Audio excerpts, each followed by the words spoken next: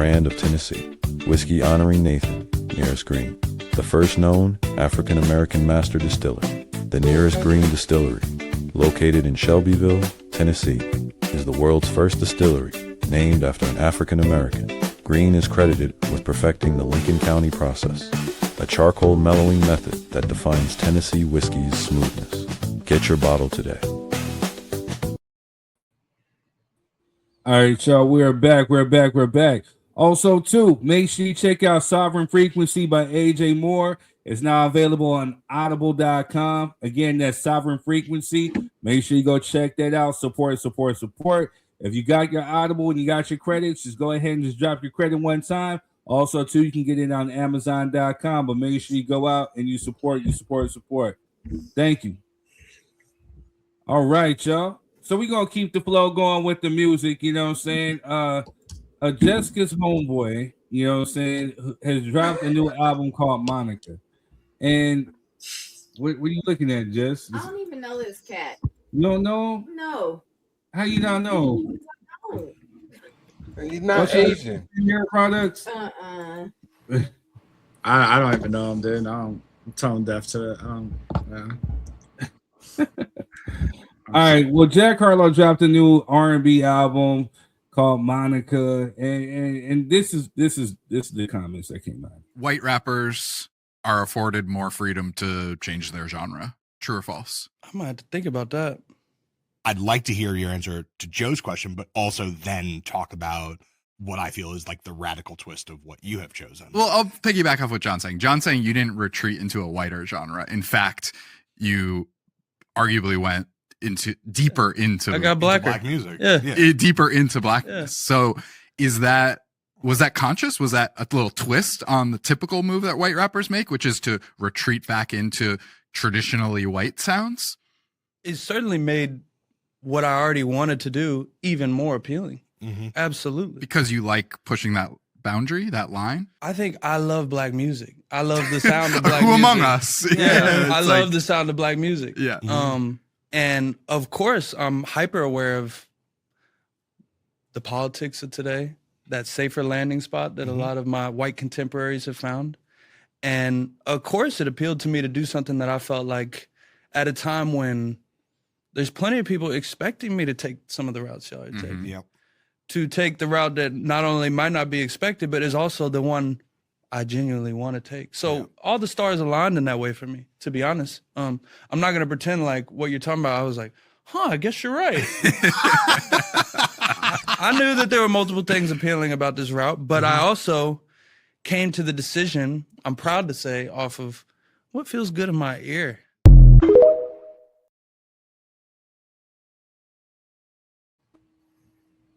All right, drop your 3-cent panel. What are your thoughts on Jack Harlow's comments? I don't even know what he's talking about, dude. So I don't listen to his music. So I mean, that's where I'm at. I don't wait. He likes the style of music. And from what I got from that, I don't. I can't speak Must on it. must be nice. Yeah. Must be nice. Jessica? Did this pop up on your algorithm or something? He dropped an album. So here, Jack Harlow, he's a big artist. So yeah, it popped up on the IG. People were talking about, like, I've heard some black folks saying, "Oh, this album's dope," and this and that. And I heard people talking about it. So I'm like, what are they talking about? Then I heard he made this comment, and it had everything in the uproar. So yeah, I keep my ear to the internet streets. So, but what are your thoughts on his comments? I have no idea who he is, where he came from. He didn't know Teddy Sims. So, because Teddy Sims would say nothing like that. Thank you. Scenario says he didn't say nothing wrong. I don't even know what he was talking about, Scenario. That's where I'm at, dude. Like, I don't listen to this music. I don't know what he was trying to relate with. What he was talking about. Backstory for the people in the back. He dropped an R&B album called Monica. So while he was recording, he felt like he got blacker because he's over here dropping R&B neo soul music. Then you have some black folks saying, "Oh, this is the vibe. This is the vibe." This is what the interviewer is saying. Like, so basically, some white artists like MGK retreat back to their roots, or like the Miley Cyruses. They go black 1 minute, then they jump back in the country. They go black, and they jump back. The Ariana Grandes. People who appropriate the culture. They dip into a new genre, and then they dip out. So essentially, this is what the interview was asking them. Like, so normally people retreat to go into their whiteness. He said, "Well, I feel like I just got black." So he's a rapper, I guess, apparently, and he just dug deep into his R&B bag. So instead of retreating, he just went R&B. Miley Cyrus did what now? Miley Cyrus did black music. She did. Yes. What songs? Yeah, what song? She worked with some black artists and did some hip hop with black artists. Really? Were they black songs? You don't remember her twerking? Okay. Who cares? A lot of girls twerk. You had an error. Every white girl tries to twerk. Scenario says he ain't gonna pull a Jelly Roll or a Post Malone. He said Teddy Sims is a culture vulture. And then he said Jack Harlow is a rapper. So it's Teddy Sims. It's not a culture vulture. What? Man, it just always strikes me how blessed some people are to not be able to see these nuances. He didn't say anything wrong by saying, "Oh, I just got blacker." It's crazy work. You know what I mean? Because to them, it's a suit you could put on and take off when you need to. That's the problem with it. If I'm speaking for the culture, if the culture has a problem with it, just on my first initial take, the problem is he said I just got blacker. Like, how? Because you're not black. So how'd you get blacker? You know what I mean? And not being able to understand those nuances is a blessing for some, but for other individuals, we can read into it and see that you get to cosplay, but when you go home, you get to be white Jack Harlow again, without any of the negative stigmatism that comes with being blacker. That's the problem for everybody who's guessing and wondering and trying to figure out what's wrong. That's the problem. Black people notice that white people get to come over into our spaces.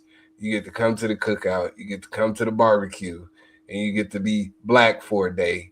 And then you get to go back home to your white suburban community and be your regular self without any of the negative stigmatisms that come with being black, as you get to, play with us and cosplay.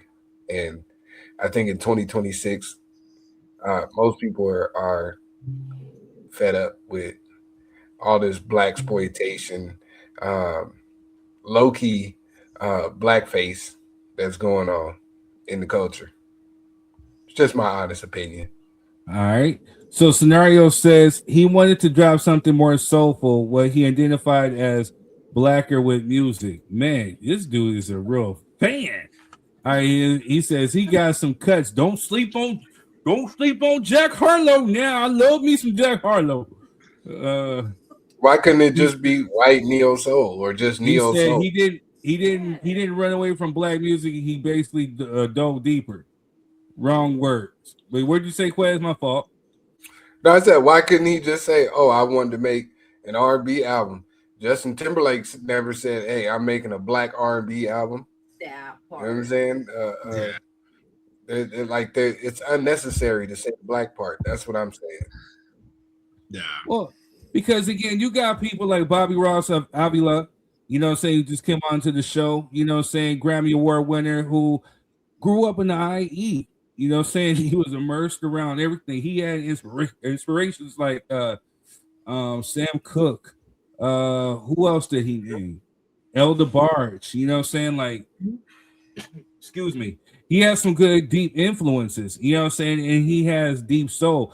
There's nothing fake about this dude. Like, watch, what? Hear the vocals real quick. Never had a chance to say. Never had a chance to say. I'm gonna be good without you. Oh, never had a chance to say. I'm so confused from all the things you put me through.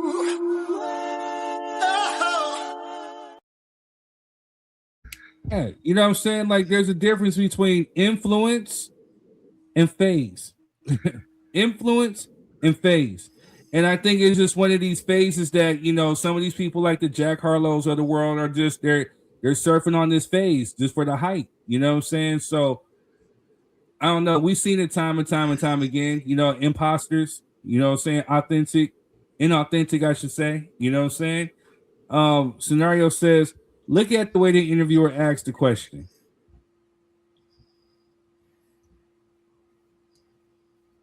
What about Play it? it back. Let's play it back. Let's run it back. Let's run it back.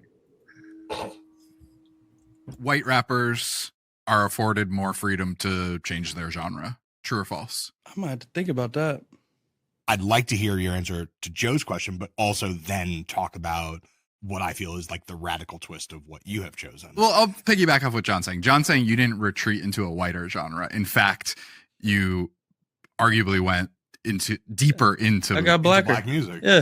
Deeper into blackness. Yeah. So was that conscious? Was that a little twist on the typical move that white rappers make, which is to retreat back into traditionally white sounds?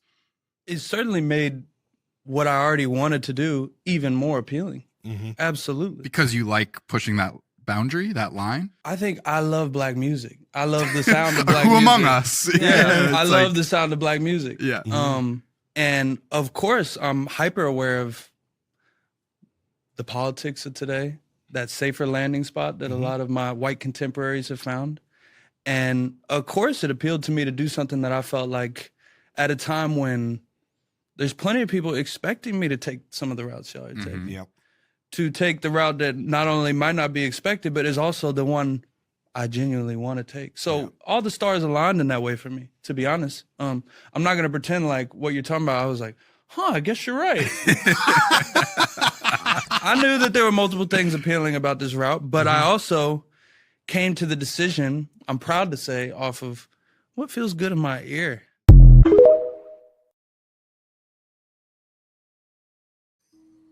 So going back, what he said, the one thing that he didn't say that was wrong was he said, I love black music. You know what I'm saying? He's giving props to where the origins came from and what he's stepping into. You know what I'm saying? That part I didn't have a problem with. I think he misspoke. It's the getting blacker, you know, part that rubs me the wrong way.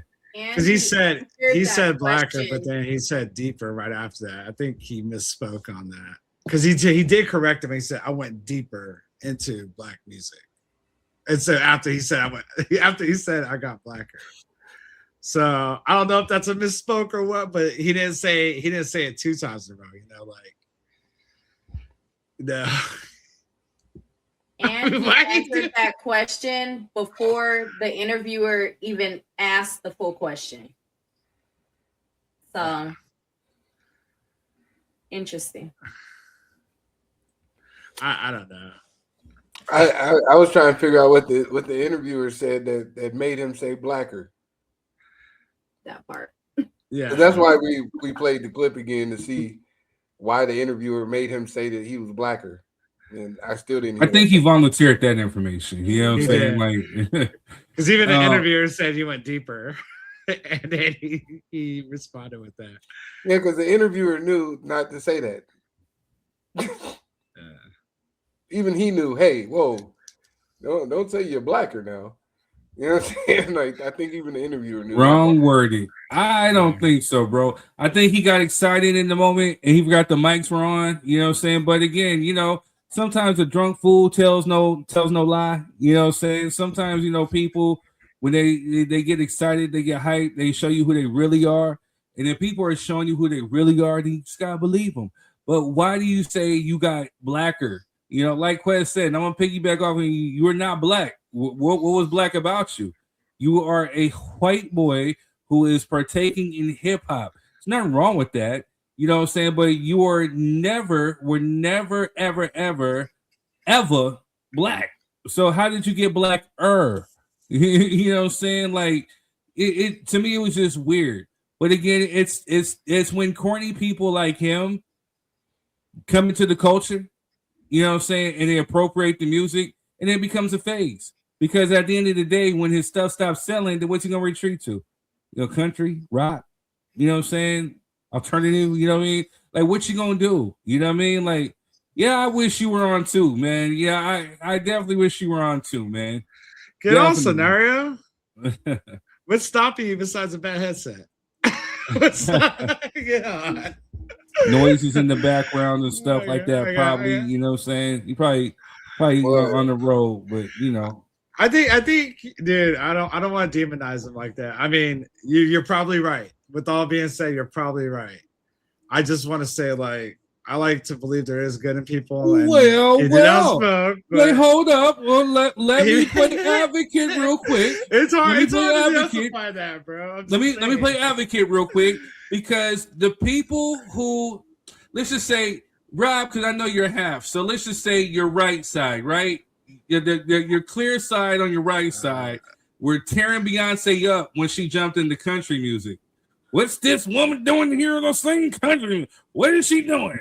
Oh gosh, you know what I'm saying? Your right side, you know what I'm saying? I'm not saying your left side was probably into it, you know what I'm saying? But the right side was like, the folks who identify on your right side, they was like, no, they was not feeling it. You know what I'm saying? They had so much to say.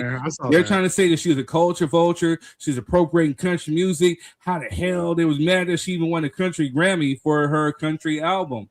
So, even though we created the genre, you know what I mean? Yeah, I mean, look at Hootie and the Bluefish. Like, dude won a lot of Grammys for country album, bro. I don't know. I didn't really care about it. I didn't listen to Beyonce's country album. I'm sorry, guys. Yeah, because that was your left side. No, I wasn't into it. I'm not into Beyonce like that. Man, tell me the truth. When you was watching Sinners, right? I'm pretty sure your right foot started doing the Irish jig. You know what I'm saying? Your left side was bobbing out, you know, to Sammy or whatever, you know what I'm saying? But your right side, when they start doing that Irish jig, you know, your leg starts shaking just a little bit. Oh, dude. I'm telling you right now. I'm just saying, like, I feel, geez, man. You know, this is gonna sound awkward, right? So growing up, I always looked at it as hip hop culture. I never looked at it as authentic Black culture. You know, with the kind of music that hip hop generated from. So I was always drawn to it. You get what I'm saying? And as I got older and a little more educated, you started really, yeah. You started learning more about culture in general. And you know, so I always looked at it as hip hop culture, man, with music. So, what, because of the Beasties? Nah. No, I love the Beasties too, though. But nah, I was all about Cool J, bro. Now it's starting up, so like them and Run DMC. So I kind of buy it and I don't. But again, you're of a different upbringing, that I would say, because even me as a Black guy. You know what I'm saying? When I saw Black people doing hip hop or singing whatever, I identified it with Black culture. You know what I'm saying? Like, specifically, even as a Black kid, you know what I'm saying? So I can't necessarily say that, I never seen color. I just, because again, I seen the people who would look just like me, who were up here doing things that were just like me, that came from places that were just like me. It was about self-identity. You know, you could see yourself in these people. And I'm like, man, I aspire to be that. If they can do it, then I can do it, because they look just like me. You know, so I never necessarily looked at it like that, especially when you have people doing like punk rock, you know, what's the other forms of music? Grunge, you know what I'm saying? Like the Nirvanas or whatever like that. Even though, you know, saying they were of the lighter hue, I still thought they make dope music, but I identified them with, hey, these are white people making dope music. But it's still dope. I could rock to it. I didn't see no color line that was stopping me from enjoying it. You know, just because they're white and they're making rock music, I can't listen to it. You know what I'm saying? So I never looked at it in that specific way, but identifying with it, I seen it that way. Yeah, I mean, obviously,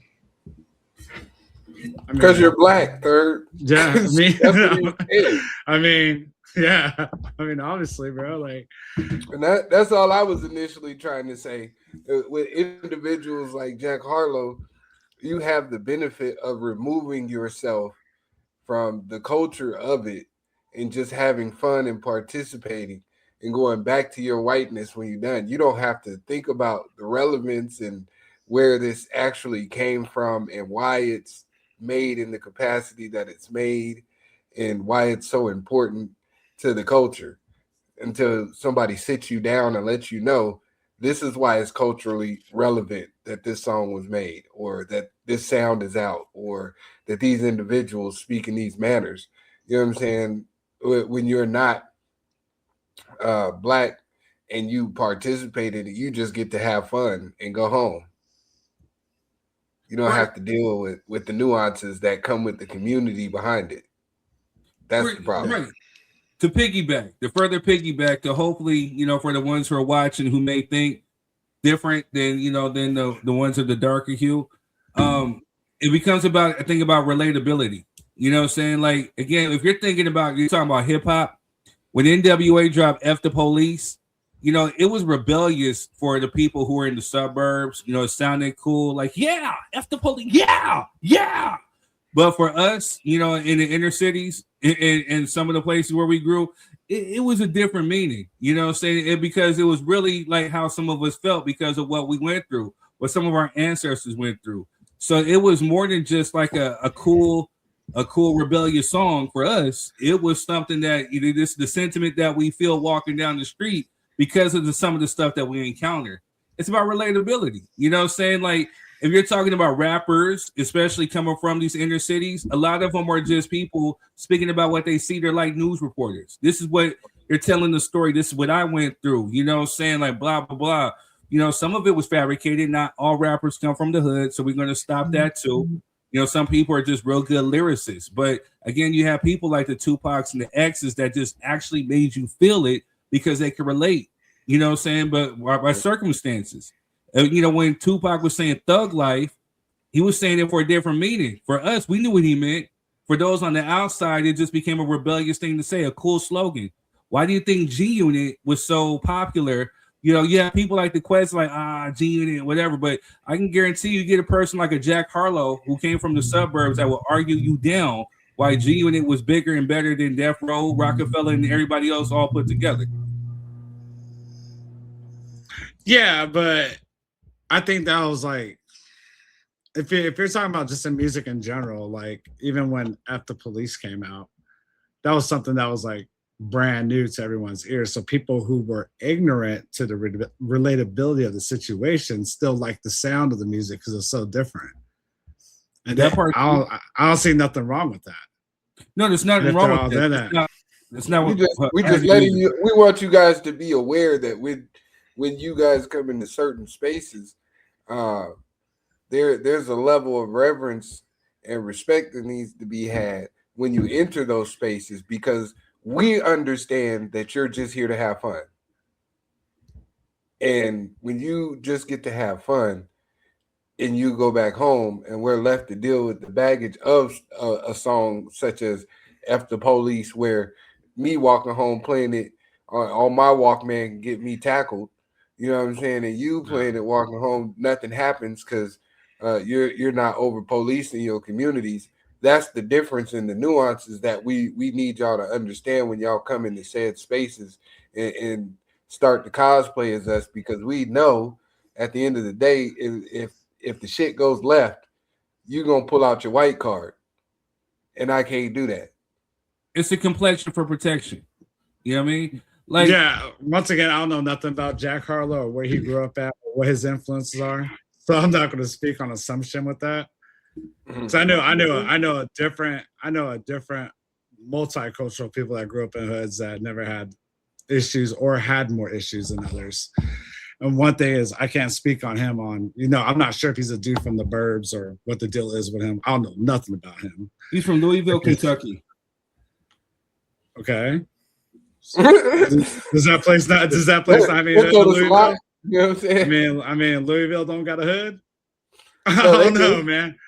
They do. So, His parents are Maggie, a businesswoman, and Brian Harlow. He was raised on a horse farm near Shelbyville. okay. He has one younger brother. He is of French and Irish descent. So maybe they had gangsters on horses. I don't know.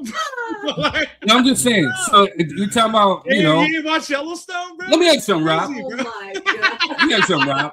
Yeah, it's a different gangster. You know what I'm saying? Cowboys and, you know, it's a different honestly, I don't know. thing. I seen Legends of the Fall. Let me ask you something, Rob. When you get pulled over by said police, police, right? Yeah. All right. So after they ask you, like, do you know why I pulled you over? You know what I'm saying? I guess that's the first initial question I ask everybody. What comes after that? What did they ask you? Well, when I got pulled over right on Ruffin Road, I never got told I got pulled over. I told I get the fuck out of the car and got my car took at gunpoint. So that happened on the other side. So again, you're complexion for protection, but again, in your past experiences, what is normally asked afterwards? Where after when they asked me for my license and registration? No. So that's what they asked you afterwards, right? No, they asked me that straight up. Yeah, no. When I asked them why I get pulled over, I don't get an answer. I haven't gotten an answer. I only got an answer one time. And so they asked you for your license and registration. Yeah. Okay, Quez. There's something going on in the background. I don't know if that's me or Quez. Yes, sir. You're something wrong with your computer, bro. All right, so. Yeah, probably. All right, so when you get pulled over, when you got pulled over, what are the first questions that they ask you? Do you have any warrants? Shit. Step out of the car, please. All of that. You know what I mean? Before. So with me, I know it's, hey, the first things first, like, do you know why I pulled you over or whatever, or you know why I stopped you? No. All right. Are you on parole or probation? Have you been to jail before? What set do you claim? Do you have any warrants?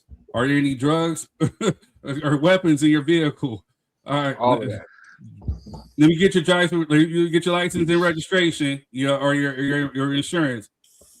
Then step out of the car. We get grilled differently than what you would expect. That's why when I'm trying to make the correlation of F the police, it's different.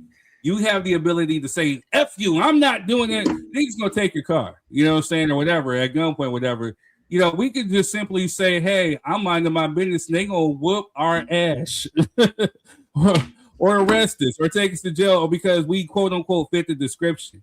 So that's why I'm saying, like, certain things is more relatable to us. I can speak on certain things. That's why when he's saying, like, oh, I just got blacker. No, you didn't, sir. You know what I'm saying? Just say, hey, I appreciate the black culture. I appreciate the neo soul. I appreciate R&B, all that stuff. I love black music. I just, it's something I just feel, and I wanted to just, wrap myself into, and that's fine. But to say that you got blacker, nah, stop it.